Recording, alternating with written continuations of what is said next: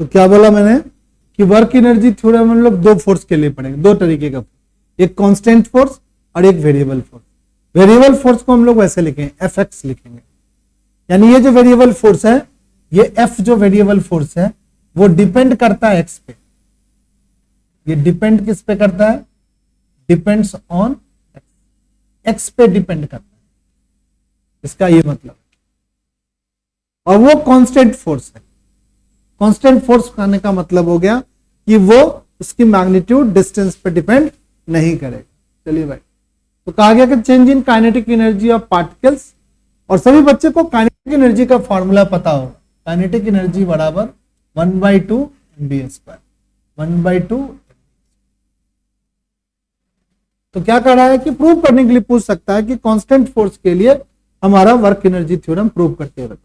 क्या कर रहा है भाई?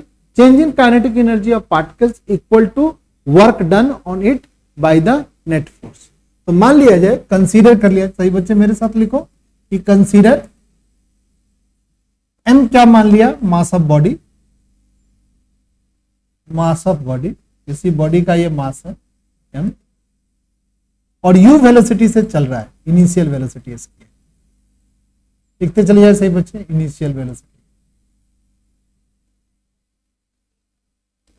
यू इसकी क्या है? इनिशियल वेलोसिटी, एम क्या है? मास। तो इसकी इनिशियल काइनेटिक एनर्जी कितनी होगी?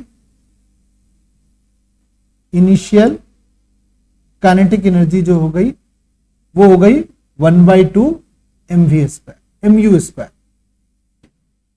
अब ऐसा सोचा जाए कि इस पर एक कांस्टेंट फोर्स लगाया गया। नाउ एक कांस्टेंट फोर्स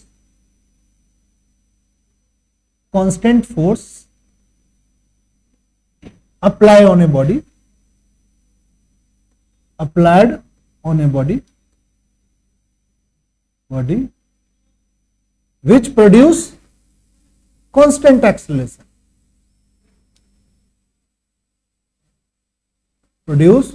constant acceleration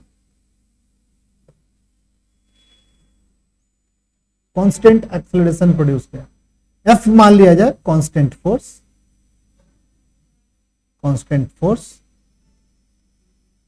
और ए मान लिया जाए कांस्टेंट एक्सेलरेशन,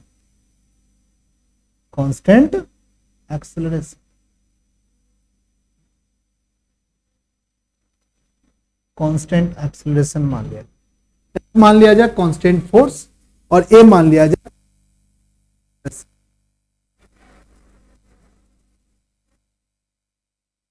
चलिए भाई, आफ्टर ट्रेवलिंग ए डिस्टेंस, ऐसा माना जाए, आफ्टर ट्रेवलिंग ए distance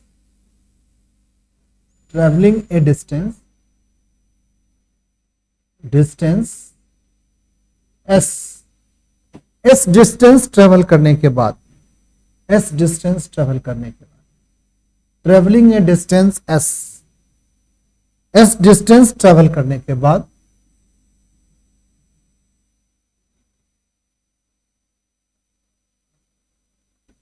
final velocity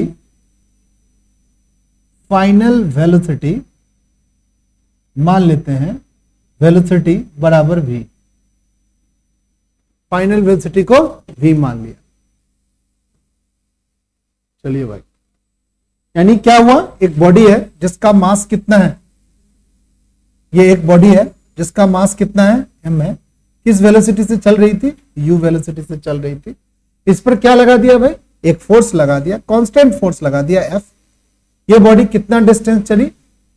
s distance चली, यानी ये बॉडी यहां चली आई, m मास की बॉडी, डिस्टेंस कितना ट्रेवल हुआ भाई? ये डिस्टेंस ट्रेवल किया, कितना? यहां से बॉडी यहां चली गई, डिस्टेंस कितना है? s डिस्टेंस, ये s डिस्टेंस ट्रेवल। अब यहां पर वेलोसिटी इसकी कितनी हो गई भाई? v हो गई। ये कहानी थी, ठीक है। इस कहानी को हमने यहां लिख दिया। फाइनल काइनेटिक एनर्जी लिख सकते हैं हम लोग? हाँ सर, लिख सकते हैं। फाइनल काइनेटिक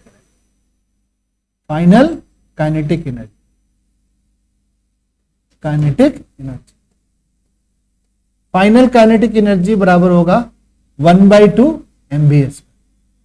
ये हमारा फाइनल काइनेटिक। ठीक है, अब कह रहा है वर्क एनर्जी थ्योरम को एक बार फिर से पढ़ लें कि change in kinetic energy of particles. चलो तो पार्टिकल्स का काइनेटिक एनर्जी का चेंज निकाल लेते हैं। काइनेटिक एनर्जी का क्या निकाल लेते हैं? चेंज निकाल लेते हैं। इसके नीचे लिखेंगे change in kinetic energy, delta के ही लिख देते हैं। चेंज इन काइनेटिक एनर्जी बराबर क्या होगा? 1/2 mv स्क्वायर में से माइनस करेंगे 1/2 mu स्क्वायर। जैसा कि आप सभी बच्चे जानते हैं चेंज निकालने में फाइनल में क्या करते हैं हम लोग? Initial 1/2 mv square, 1/2 m common ले सकते हैं तो क्या होगा? v square minus u square. जैसा कि अभी थोड़ी देर पहले हम लोग देखे हैं कि कांस्टेंट जब फोर्स होगा, क्या होगा? कांस्टेंट अगर हमारा फोर्स होगा, कांस्टेंट फोर्स होगा, F होगा, तो हमारी एक्सेलरेशन भी क्या होगी बताओ? एक्सेलरेशन भी क्या होगी बताओ? कांस्टेंट होगी। तो कांस्टेंट फोर्स और कांस्टेंट एक्सेलरेशन के लिए हमने एक फॉर्मूला पढ़ा था, v स्क्वायर u स्क्वायर बराबर 2as। वेलोसिटी का सेकंड इक्वेशन पढ़ा था, v square minus u square बराबर। इस बात को हम यूज कर लेते हैं, इस इक्वेशन को हम पहला मान लेते हैं और इसको हम लोग क्या मान लेते हैं? सेकंड इक्वेशन मान। v square minus u square की वैल्यू उसमें क्या कर देते हैं बताओ? पुट कर देते हैं। तो क्या हो गया भाई? From first equation, from first equation क्या होगा भाई? Change of kinetic energy, change of kinetic energy बराबर क्या होगा भाई? 1/2 m v square minus u square का फॉर्मूला वैल्यू हो गया 2a। 2 से ये 2 को क्या कर सकते हैं? कट कर सकते हैं। Mass into acceleration into displacement, mass into acceleration क्या कहलाता है भाई? फोर्स कहलाता है। मास इंटू एक्सेलरेशन क्या कहलाएगा? यहां पर फोर्स कह रहा है। फोर्स को डिस्प्लेसमेंट से मल्टीप्लाई करो, क्या हो गया? तो हम लोगों ने पढ़ा था, क्या पढ़ा था? काइनेटिक एनर्जी का चेंज जो होती है equal to work done by it by the net force. तो नेट फोर्स जो आपने लगाया उसके कारण जो वर्क डन है वो चेंज ऑफ काइनेटिक एनर्जी। तो वर्क क्या, तो क्या लिख सकते हैं कि change of kinetic energy, change of kinetic energy, kinetic energy बराबर क्या हो गया? Work done, work done. But शर्त ये है यहाँ पे कि हमने फोर्स को क्या माना है? वहां पर कांस्टेंट फोर्स माना है।